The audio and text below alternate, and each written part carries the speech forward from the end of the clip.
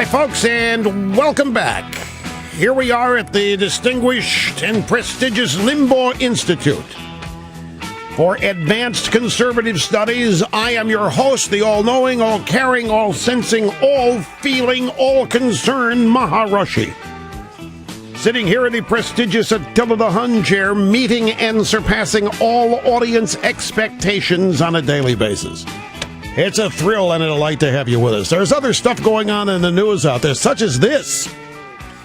Congressional Budget Office reports that opening up ANWR, the Arctic National Wildlife Refuge, to oil and gas drilling would generate $5 billion in revenue over the next 10 years and potentially $25 billion to $50 billion in revenue between 2023 and 2035.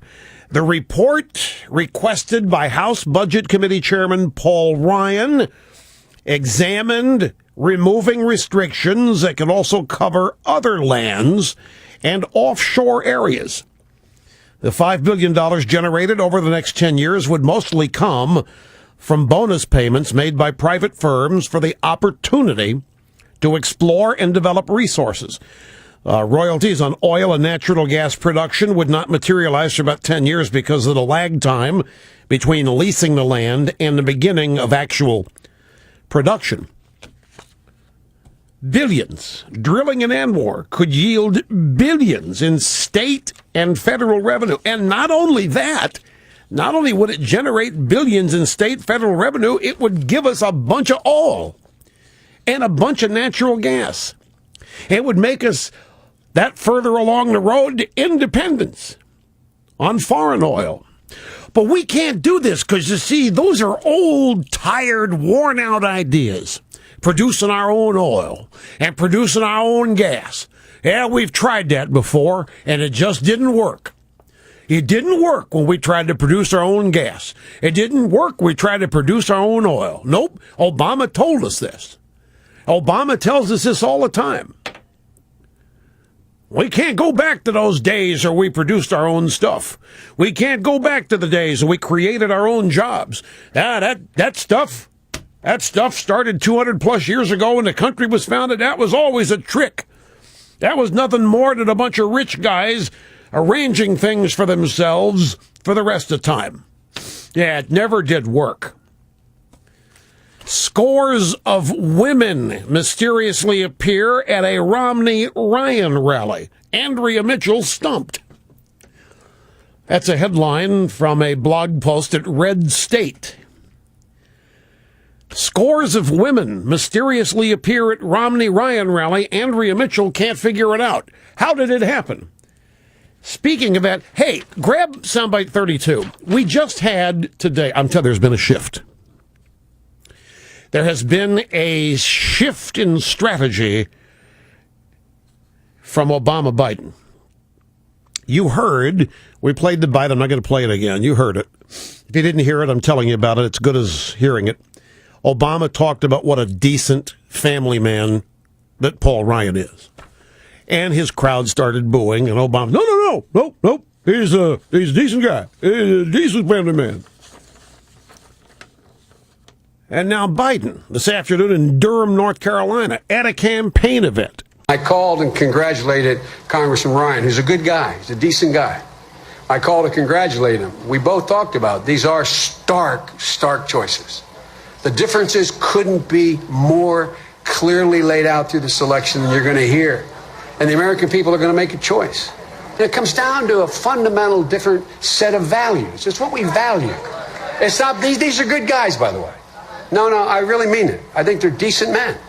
But they have a different value set than we have. Now, wait a second here. So both Obama and Biden are going out of their way to talk about what decent men Romney and Ryan are. We're not even a week removed from Obama accusing Romney of killing the guy's wife. That was just last week.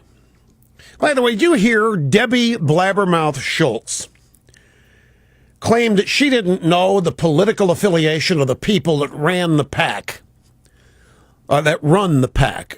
Debbie, it's Bill Burton, it's John Podesta, it's Democrat. I didn't know. I don't know that it's Democrats that run that. And then she suddenly realized that she did remember that they were Democrats. Now, what do you think is going on here? Ryan and Romney are decent guys. These are really good guys, by the way. Decent guys. They both used that term, and Biden really laid it on here. Hey, these are good guys, Biden. I mean, they're decent men.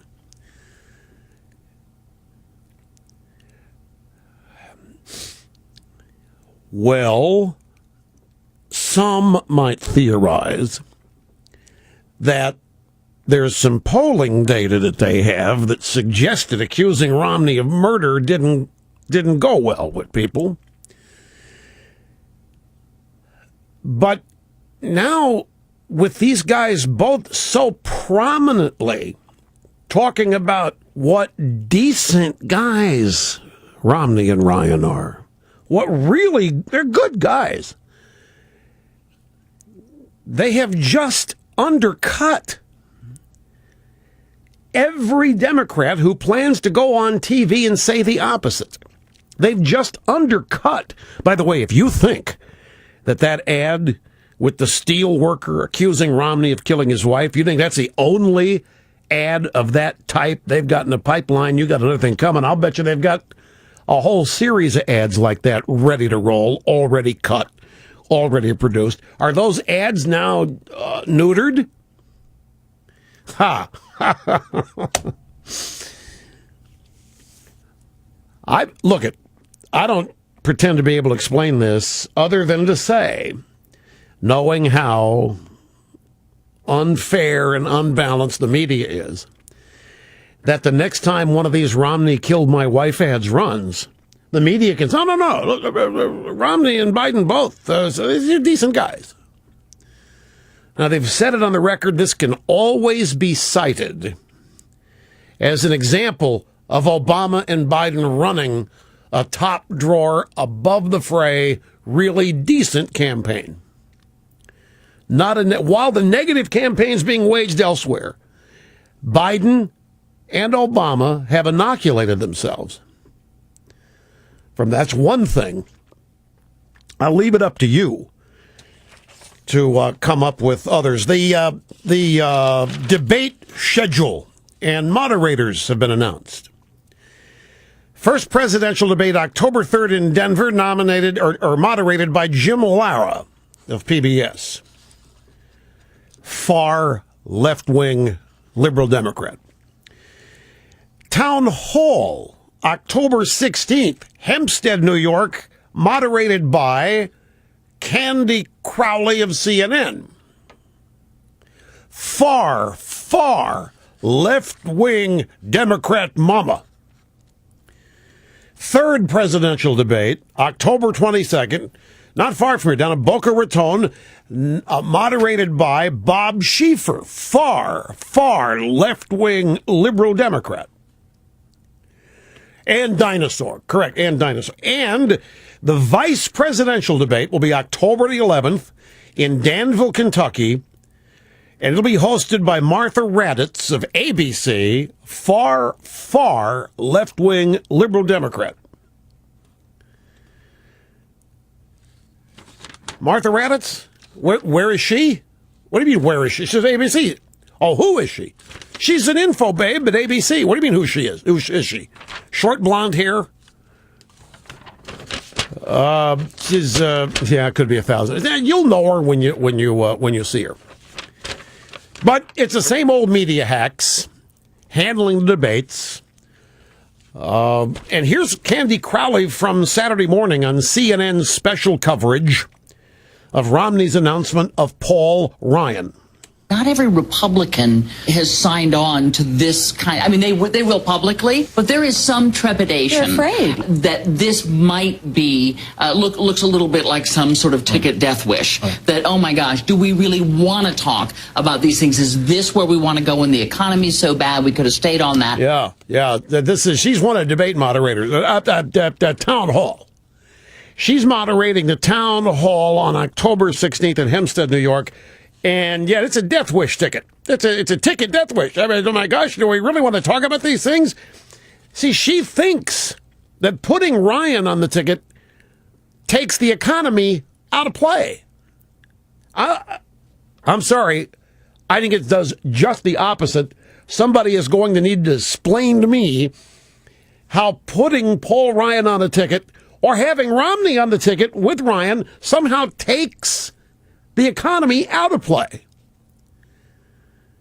It moves it front and center, as Romney and Ryan demonstrated throughout their appearances this weekend. And how we have an inane media mantra.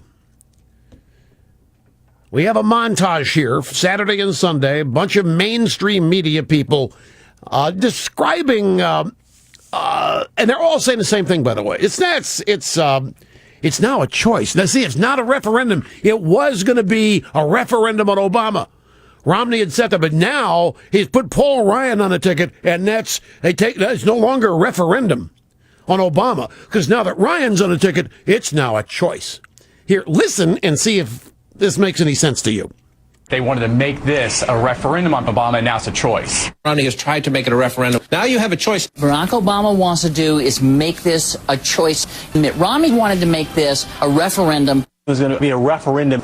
Now it becomes a much more of a choice. This is not a referendum election. This is a choice election. No longer a referendum on the president. They now had to move into a choice election. It makes the election not a referendum on Barack Obama. This changes the storyline from a referendum on the president to a choice election. We have a choice, and it's no longer a referendum. Shift the election more toward the choice and away from the referendum. Isn't this amazing how they all get the same facts?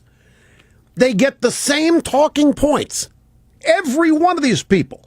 1, 2, 3, 4, 5, 6, 7, 8, 9, 10, 11 people. 10 people in our montage. Remember when Bush put Cheney on the ticket? It brings gravitas. Now it's a choice election, not a referendum. What changed? Now, look, somebody smarter than I am is going to have to explain this to me. Would somebody explain to me how in the world this all of a sudden did not become a referendum on Obama? Oh, no, are they thinking that the previous Romney campaign was just to run out there, be a decent guy, nice guy, and talk about what a reprobate, a louse Obama is, how bad the economy is? But now that we got Ryan on the ticket, well, we've put an arch conservative up there, and now that there's a conservative on the ticket, oh no, the American people hate conservatives as much as we hate conservatives, and so now this is a choice between Obama and a mainstream racist, sexist, bigot, homophobe conservative, who, by the way, wants to cut your Medicare. That's how they look at it. A conservative on the ticket. They hate conservatives, and they think everybody else does as well. That's the world they live in. And so, since there's a conservative, I mean, he may as well have added Satan. And when you put Satan on the ticket, well, that takes everything about Obama off the ticket. And now it becomes a choice between a Messiah and Satan. Not a referendum on Messiah. That's how they think. This is inane. And they're deluding themselves. Now, what's next? Axelrod. Oh, okay. Excuse me.